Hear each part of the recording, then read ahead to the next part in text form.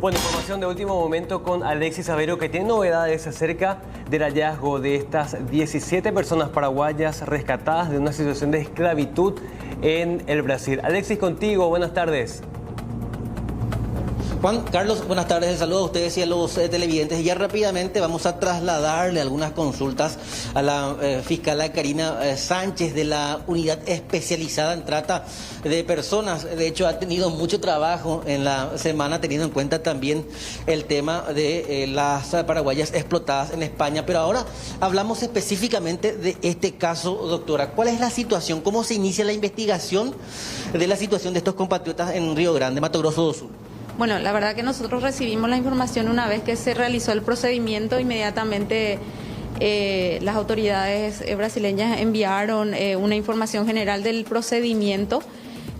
A raíz de esa situación nosotros consultamos si se daba alguna situación que pudiera incursar dentro de la trata de personas, teniendo en cuenta que a prima facie la investigación llevada adelante por las autoridades brasileñas es de trabajo esclavo o análogo a la esclavitud. Es una figura autónoma que ellos tienen y en ese sentido consultamos si había personas involucradas en ese proceso paraguayas en el país, a los efectos de que nosotros podamos evaluar si amerita abrir una causa de trata. La información que recibí es que no, por el momento que no, que es una causa, no es trata de personas, sino... ¿Qué es lo que le diferencia la trata? ¿El nexo, la conexión o alguien que les haya llevado? Y se tiene que dar los momentos, el tema de la captación, el transporte, el traslado, ya sea interno o internacional. Sin embargo, nosotros queremos esperar la información oficial a los efectos de determinar si efectivamente es solamente un delito autónomo producido dentro de Brasil. Y en todo caso, si hay algún indicio de otros hechos punibles que se pudieron haber originado en el país, abrir la causa respectiva. Bueno, si es autónomo en el Brasil, se investiga en el Brasil y los compatriotas vuelven a nuestro país. Bueno, esa es una circunstancia que se va a evaluar. Los mismos están protegidos por las autoridades, están siendo asistidos y protegidos. El día de ayer nos comunicamos justamente con el consulado de esa zona. Y ellos estaban en conversación constante con las autoridades, más me habían informado que el día de hoy se iban a reunir para ver cuál sería el procedimiento, ¿verdad?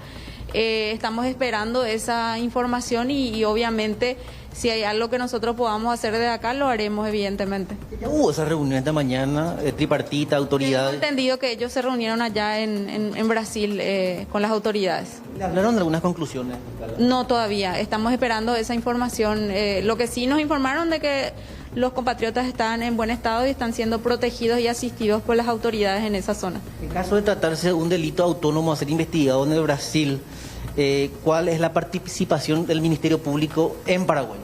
Y justamente no podríamos tener ninguna participación en relación de que si todo el hecho se produjo en Brasil y no es una causa de trata, la intervención nuestra no se da. Sin embargo, si con el transcurrir del tiempo determinan de que esa causa es una causa de trata, sí tenemos la obligación de hacer seguimiento con las víctimas y obviamente trabajar interinstitucionalmente a los efectos de la asistencia.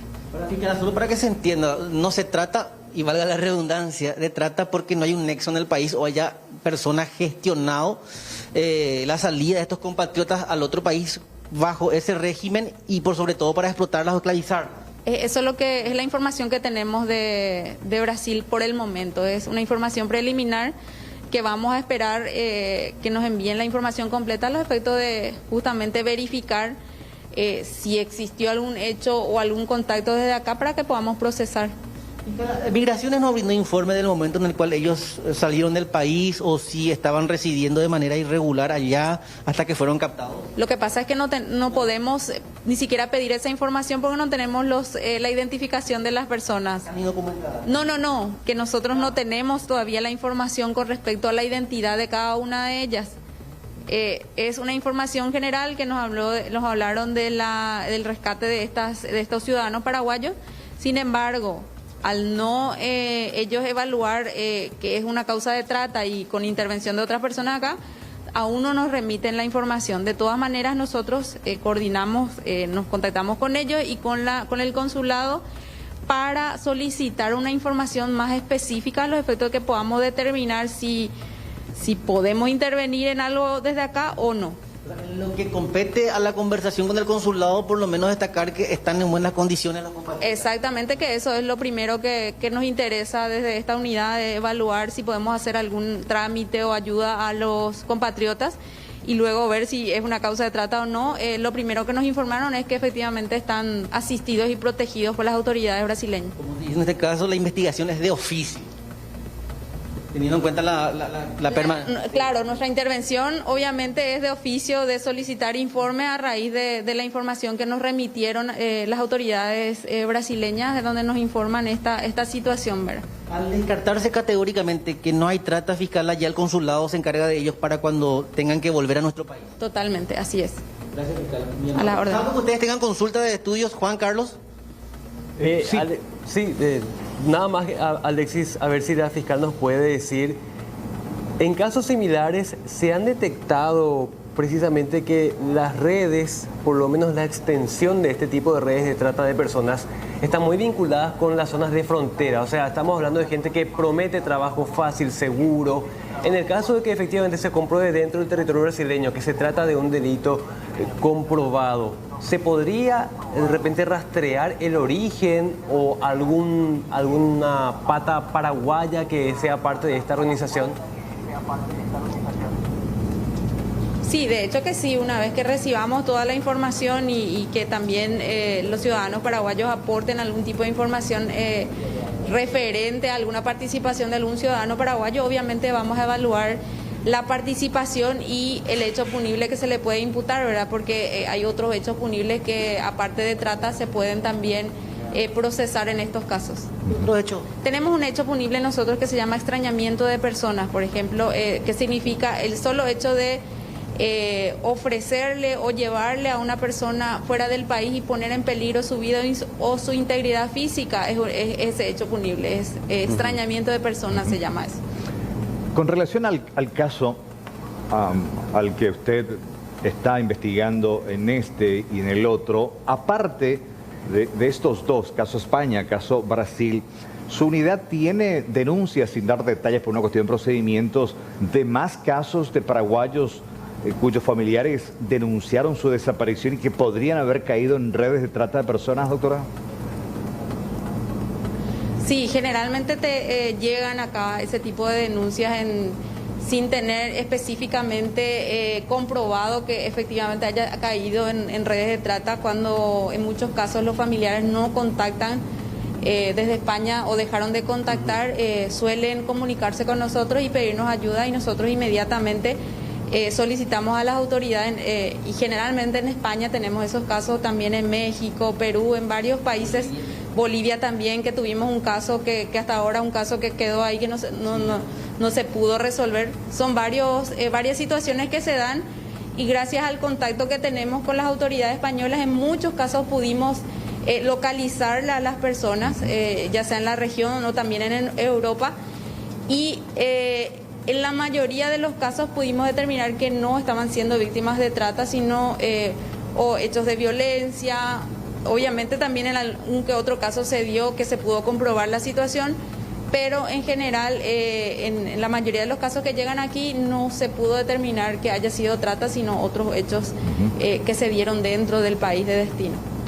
Con relación a, ya que mencionó usted, doctora, caso Bolivia, que era una mujer cuya familia había denunciado y que creo que había de por medio un ciudadano boliviano, se hablaba creo que de violencia, pero creo que nunca fue encontrada la compatriota.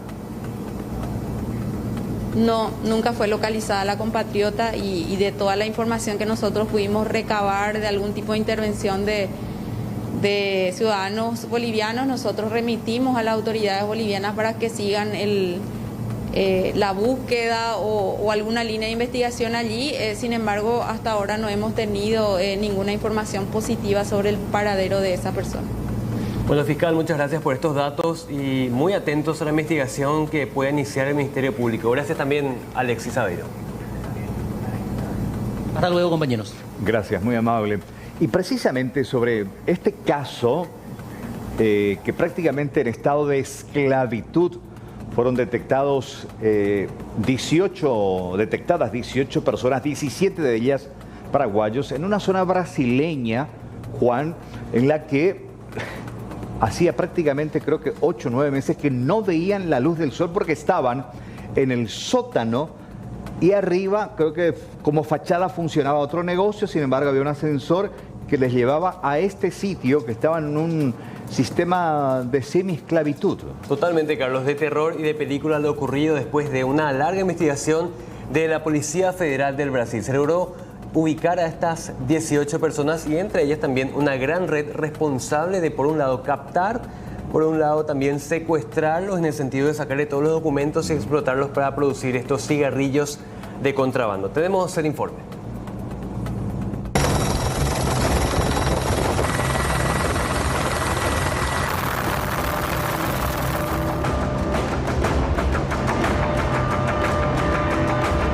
La fachada era un establecimiento industrial donde se procesaban y se almacenaban granos en grandes silos. Se ubica en el pequeño municipio de Triunfo, en las afueras del casco urbano, a unos 77 kilómetros de Porto Alegre, estado brasileño de Río Grande del Sur.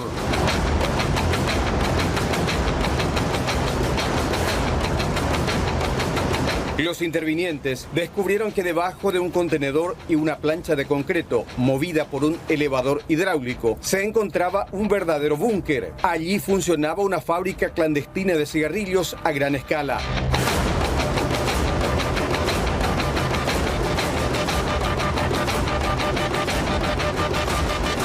En el sitio fueron localizados y rescatados 17 ciudadanos paraguayos y un brasileño, quienes vivían en condición similar a la esclavitud. Trabajaban en turnos de 12 a 18 horas diarias y no podían salir del sitio hasta completar un ciclo de producción que llevaba entre 6 a 8 meses. Es así que durante todo ese tiempo pasaban sin poder ver la luz del exterior. A partir daquele elevador era levada alimentação de 2 em 2 dias, no princípio.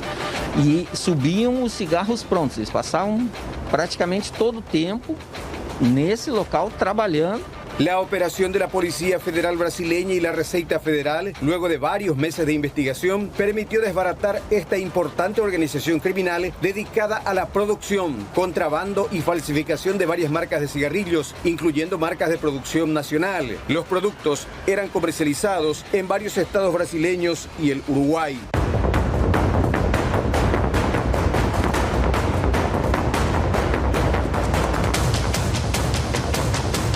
Según las estimaciones de los intervinientes, en la fábrica clandestina se producían cerca de 10 millones de cajetillas de cigarrillos por mes, que le dejaban a la organización criminal ingresos por cerca de 50 millones de reales, unos 8.9 millones de dólares. Se encontraron maletas de dinero, 2 millones de reales, equivalentes a unos 2.500 millones de guaraníes y además 260.000 dólares americanos. La evasión tributaria estimada mensual ascendía a unos 31.000 millones de guaraníes. O prejuízo da sociedade é muito grande, né? Em decorrência dessa sonegação é que ocorre falta de recursos para atender pandemia, estradas, infraestrutura, enfim.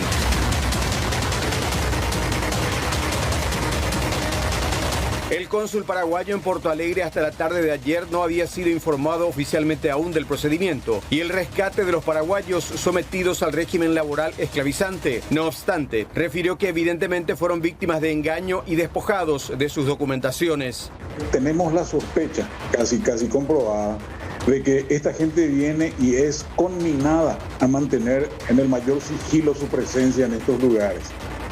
Seguramente se les indica inclusive de que están en situación irregular y como son, o sea, se les quitan los documentos, esta gente queda en total indefensión delante de esa situación y se los mantiene justamente así en una situación de esclavitud y fuera de cualquier contacto con otro grupo de personas de las localidades cercanas a los espacios donde trabajan.